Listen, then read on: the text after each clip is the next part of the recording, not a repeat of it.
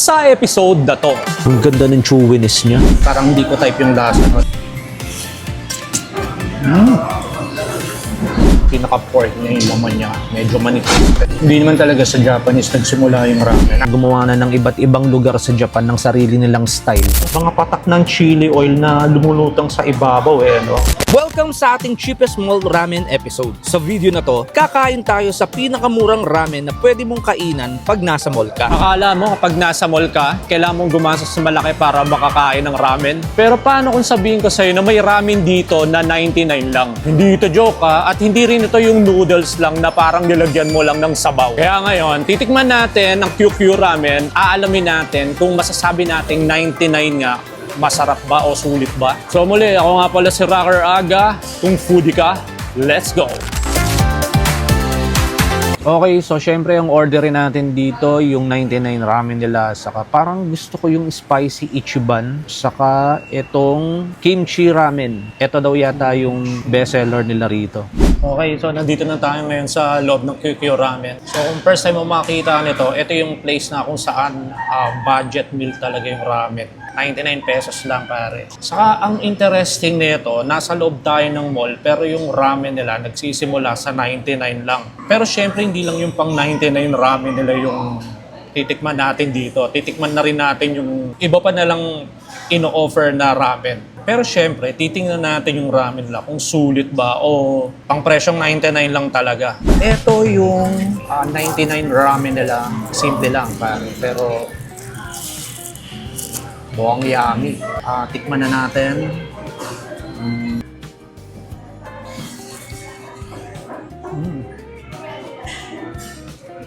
Medyo may laban.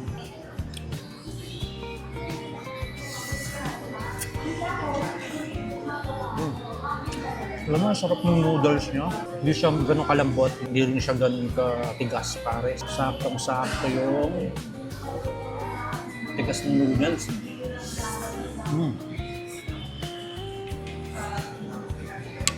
Tikman natin yung kabaw pare.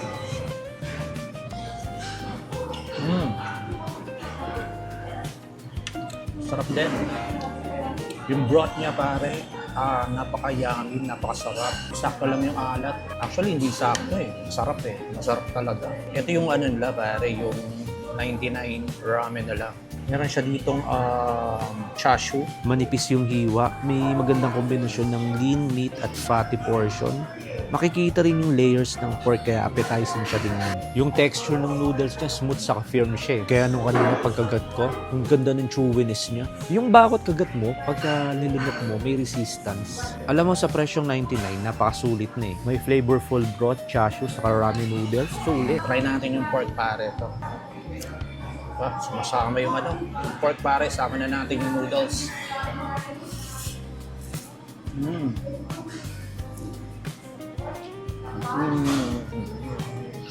Sarap ng pork, malambot, sakto yung lasa niya.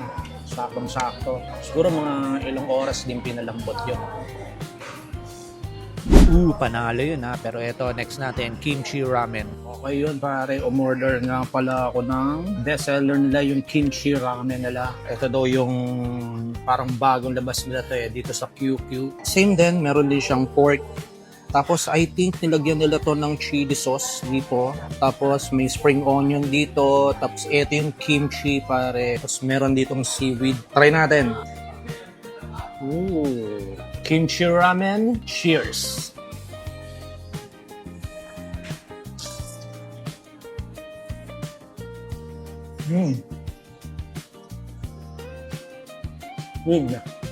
Medyo spicy siya. Malalasahan mo yung kimchi niya. Ito pare yung kimchi niya. Lasang-lasa mo. Alam mo, nagustuhan ko dito sa flavor na to pare. Balancing-balance yung lasa. Yung kimchi, hindi siya ganun ka-overpower sa ramen mismo. Tapos yung spicy niya, sakto lang din. Hindi ganun ka-anghang talaga. Tikman natin yung sabaw. Diba? Alam mo, sa totoo lang, hindi ako masyado sa kimchi Kasi parang hindi ko type yung lasa nun. Pero, alam mo, parang magmula ngayon siguro, parang nagustuhan ko na siya. Kaya pala ito yung bestseller ng QQ kasi masarap pala siya talaga. Kumpleto siya, maanghang, tapos kimchi nandun. Yung broth, masarap. Parang naghanap lang ako ng egg, pero sa presyo niya pare, sulit na. Yung gusto ko sa mga ramen yung seaweed. So try natin yung ramen, lagyan natin ng seaweed.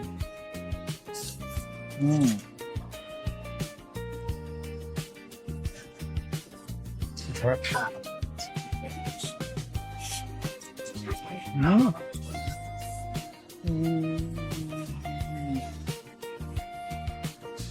Sarap talaga ramen.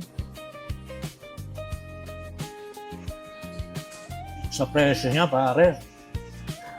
Sulit na sulit ka na. Murang-murang ito. Yung kinuha ko nga pala yung combo meal nila. Meron silang kimchi, ramen, tapos kasama na rin siyang gyoza saka red ghee. Parang gusto kong itry itong gyoza nila. Gyoza, cheers.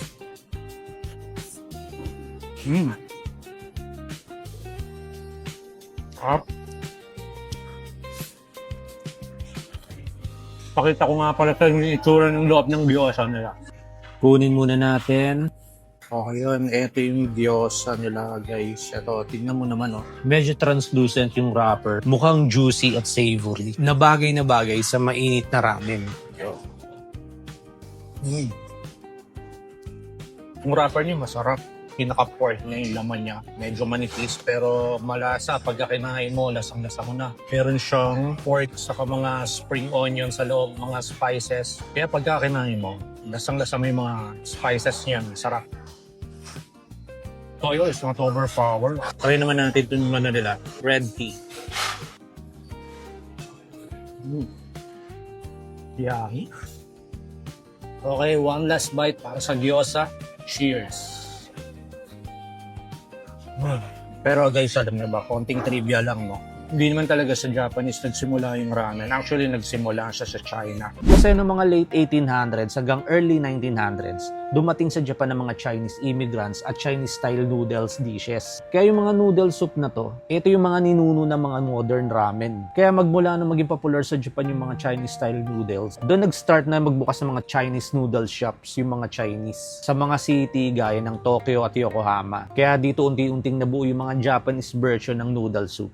Kaya nung World War II, lalong sumikat yung mga noodles. Kasi noong mga time na yon, kulang ang pagkain at ito yung pinakamurang pagkain. So yan, nag-evolve na, nagkaroon na ng mga instant ramen. Pero ang nakadiscover ng instant ramen na yan, si Momofuku Ando. So yun, paglipas ng panahon, gumawa na ng iba't ibang lugar sa Japan ng sarili nilang style. Nagkaroon na ng mga tonkotsu, shoyu, miso, shio, chukemen. Tapos yun, kinakain na natin sila ngayon. Okay, so ito yung spicy ichiban nila. Sa unang tingin pa lang, mapapansin mo na kaagad yung deep orange na kulay at puno ng chili oil. Kaya mukha talagang maanghang. Pero ang pinaka-exciting dito, gusto ko malaman kung yung sabaw niya, sakto lang ba yung angang para sa ramen? O yung unang higop mo pa lang, mapapa-order ka na kaagad na malamig na tubig. So, sa ibabaw niya, merong 3 malaking slices ng pork at 2 pirasong egg na may magandang golden yolk. Napaka-generous sa serving chop ng spring onion. So yung sabaw niya, makikita mo talaga yung mga patak ng chili oil na lumulutang sa ibabaw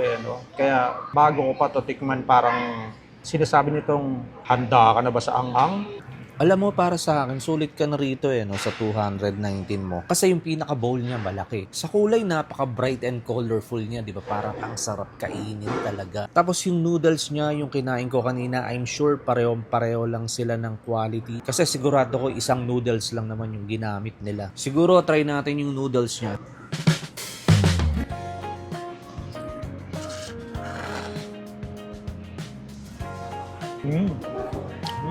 Alam mo, unang dating sa akin may anghang kagad. Pero hindi yung anghang na tatabunan lahat ng lasa. Yung sabaw niya merong spicy, savory na karakter. Tapos may konting richness dahil sa oil. Alam mo, ang sarap niyang kainin habang mainit. Kasi kumakapit yung flavor sa noodles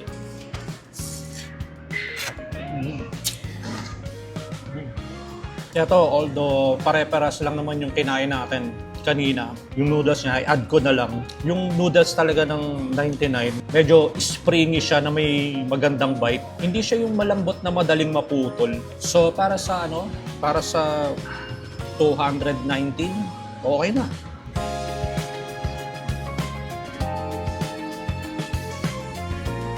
Sa 219 mo, sulit ka na ron. Okay na rin yun. Saka yung egg niya, bagay na bagay dito. Kasi nakakadagdag siya ng creamy mellow sa lasa. Saka para mabalanse yung angang ng sabaw.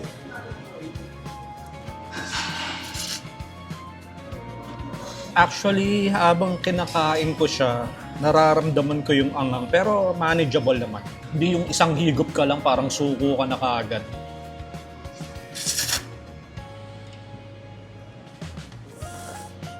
So, nakaano na tayo. Nakatatlong ramen na tayo ngayong araw na to. Okay, hanggang dito na lang yung video natin. Nakatatlong ramen ako, nabusog ako. Kung di ka pa nakapag-subscribe, mag-subscribe ka na. Ako si Rocker Aga. Kung foodie ka, let's go!